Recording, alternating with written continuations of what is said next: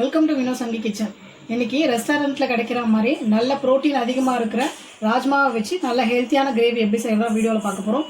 இது chapati, jeera rice, ghee rice, idli, தோசைன்னு எது கூட சாப்பிட்டாலும் நல்லா டேஸ்டியாக இருக்கும். வாங்க எப்படி செய்கிறது பார்க்கலாம். ராஜ்மாவை ஒரு 8 மணி நேரம் நல்லா ஊற வச்சுருக்கேன். இதை நல்லா கழுவிட்டு குக்கரில் சேர்த்து நல்லா வேக வச்சு எடுத்துக்கலாம். 3 விசில் வச்சு அளவுக்கு தண்ணி விட்டுக்கலாம். மூடி போட்டு 3 விசில் வச்சுக்கலாம்.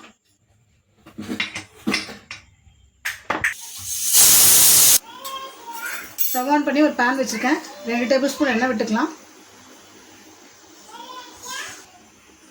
1/2 ஸ்பூன் ஜீரகம் சேர்த்து தாளிச்சிக்கலாம். பெரிய வெங்காயத்தை நல்லா பொடியாக நறுக்கி வச்சுருக்கேன், அதை சேர்த்துக்கலாம். கூடவே 2 பச்சை மிளகா கீரி வச்சுருக்கேன், அதை சேர்த்து நல்லா வதக்கிக்கலாம். 2 தக்காளியை ரஃபாக கட் பண்ணி மிக்ஸி ஜாரில் ஆட் பண்ணிடுறேன். இதை நம்ம அரைச்சி தான் ஊற்ற போகிறோம். இப்படி அரைச்சி சேர்க்கும் போது கிரேவி நல்லா கலர்ஃபுல்லாகவும் திக்காகவும் இருக்கும்.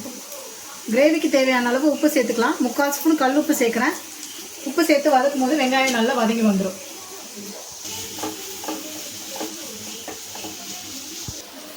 வெங்காயம் நல்லா வதங்கிருச்சு. இப்போ நம்ம வந்து இதில் இஞ்சி பூண்டு பேஸ்ட் ஆட் பண்ணிக்கலாம்.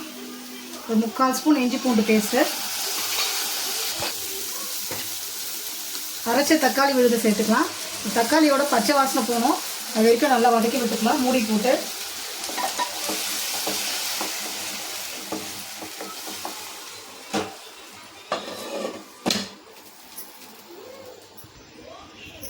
மூணு விசில் வந்து நல்லா ப்ரெஷர் அடங்கியிருக்கு பாருங்க. ராஜ்மாவும் நல்லா வெந்திருக்கு. தக்காளியோட பச்சை வாசனைலாம் போயிடுச்சு. இப்போ நம்ம வந்து மசாலா பொடிகள் சேர்த்துக்கலாம். காஷ்மீரி மிளகாய் தூள் 2 ஸ்பூன்.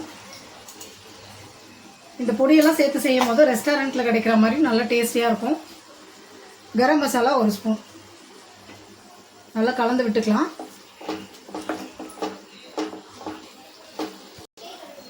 மசாலாவோட பச்சை வாசனைலாம் போயிடுச்சு. இப்போ நம்ம வேக வச்சுருக்க ராஜ்மாவை அந்த தண்ணியோடவே சேர்த்துக்கலாம்.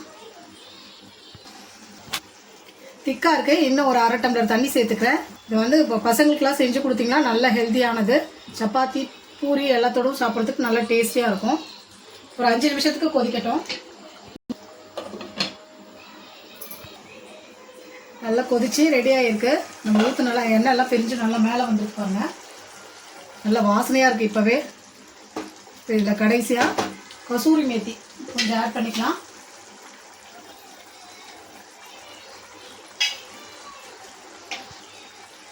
ஒரு ஸ்பூன் பட்டர், இது போடும்போது நல்லா டேஸ்ட்டாக இருக்கும். கடைசியாக கொஞ்சம் கொத்தமல்லி தூவிக்கலாம். நல்லா டேஸ்டியான ராஜ்மா கிரேவி சூப்பராக ரெடி ஆயிடுச்சு.